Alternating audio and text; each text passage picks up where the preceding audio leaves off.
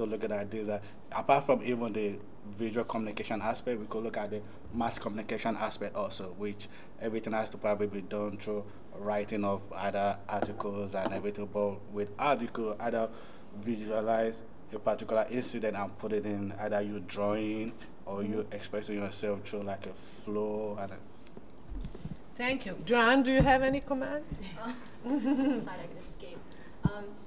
Art is important because it mirrors who we are. I mean, you go back into history and you're going to understand the era because of the artworks. I mean, people die, but artworks remain to be. Most of them become immortal, and we understand, not immortal, but, you know, we see them, and we understand how their societies work. Because, like I said a while ago, when we live through life, we miss the things that are actually happening around us because we can be so consumed in ourselves. And art gives us a mirror into, you know, what we really are. And we can see it in the news today. We can see it in movies. It shows us who we are as people, and that helps the future generations understand us. I mean, other people have said the other importance aspects of art, but that's another way to look at its importance. Thank you, Joanne. And just Osman gave me an idea to ask you a question. What do you think? Is art of the past important for art of future? Yeah, I think it's important because then for going back history, we'll be able to learn so many culture which most maybe we're not around, maybe our great-great-grandfather wasn't around during that period. But you're looking at what was done like 100 years ago, and then like, for instance, I did a drawing of Mona Lisa, which I use Adobe Illustrator doing. But if I don't see that picture, which was drawn by the person at that particular period, I won't be able to like draw it myself. So it goes, it's, I don't know which I could put it, but it goes beyond time. You know, so the art in the past, it's very necessary because it goes beyond time, day to day, which influence most of what we do nowadays, because we try to like, okay, this was what that was happening like 100 years ago. Okay, how will I be able to like incorporate that into the new future of art, which nowadays everything is turning into graphic art. So, thank you, Joanne. What do you think? I like to think of the past as something we build on. I mean, the reason why we have canons today and the reason why we have the principles that we are studying in basic design is because the past artists set it up for us. They made it easier for us, and it helps us understand art better and build better artworks from that. And it also helps us improve on what they did to a certain extent, help us to draw on other different aspects of what they haven't done. So it's a continuous process, and we see what happens over time. Aidan? It's actually kind of ironic that this comes up, because in my history class we have to go to an exhibition of Roman art, and we have to make an inference about their day-to-day lives based on this art. So, I mean, in 100 years when people are finally coming back to America and they're digging all this up, and after we're all dead and gone, you know, and this is an excavation site now, they're going to find all these pieces of art, and it'll explain to them what we were like, what we did, who we were. And so art of the past is very important to us now, and then art now will be very important in the future. Thank you. Jamie? Okay.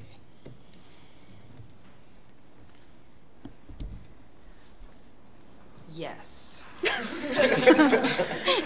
Well, going back to the math reference, you have to learn 2 + 2 = 4 before you can do the quantity of 2x to the whatever exponent, right? You have to build up. You can't run a mile if you can't even run a block. So you have to know the basics of everything you do, and it's very important art history class that I'm taking with Professor Popovic. Very, very important. You have to know where stuff comes from. People today listen to music, it's remixed, remastered, whatever. They have no idea that the original artist that this person took the music from dated back to like 30 years ago. But they don't know. And it's important to know your history. So, that's it. I just want to piggyback on that because Chris and I yesterday we went to National Gallery of Art because we had a project to do, but it turned into a whole tour. And we was like, wow, you know, because we grew up in a family where our parents were always working, so we didn't get a chance to go downtown to D.C. and get exposed to what's going on. So it was a great experience, and not only did we get the information for our project, we actually stayed there for another 2 hours to kind of look around and see what's going on. And Chris and I said, you know what, every month we're going to come down here. We're going to go somewhere new. We're going to learn something, you know, and it was a great experience because I have a mom. She's not my biological mother, but every time she buys an artwork, she buys a picture with her daughter, and then she doesn't have a girl. And I'm like, Mom, why do you always do that? You don't have a girl, and all of your artwork has some little girl sitting in the picture. And she's always wanted a girl. And then here I came along. So every time I look at the picture, I go, okay, that's Daddy, that's Mommy, and that's me, the little girl that you've always wanted, and she's here. So I think that what I've learned is that the difference between artists and us is they use their artwork to send a message that a normal, average human being like me can, you know, I can't scream to the world and say, this is how I feel. You know, but an artist can use their piece to send that message to the world, and then when people, you know, go around and look at it, they can connect to it. And this is the reason why people go out and spend money and buy artwork, because it adds a meaning to their life or represents something that they have experienced at one point in life. So taking Dr. Popovic's class, I've come to appreciate art, and, you know, it's been a great experience, I have to admit. So I'm glad that I'm sitting right here listening to you guys. That's wonderful. Going back on her saying that you guys like to convey a message, I was wondering, when you guys have like this image of what you're going to do you know the message that you're going to send, or does it not matter to you? Very seldom that an artist actually knows what they're doing. Seriously. No, like honestly, we'll start off trying to draw something like, I don't know, let's say we want to draw a happy landscape or whatever. But then down the lines, we'll say something like, you'll start off using some grays or something. Then you'll be like, oh, I like these grays. I think I'll go ahead and do it all in gray. And even though it's painted well, like a landscape, and it looks beautiful and everything, because it's all painted in gray, for instance, and this is just an example, it moves your eyes slower and it becomes a little bit more dismal. So I'd have to say that, at least from my experiences and from my my peers' experiences, from what I've heard, very seldom we know what we're doing. Yeah. One thing real quick. If I never know exactly. My mom will come up when I was a kid, and I'm starting to draw. What are you making? I guess all the time. What are you drawing?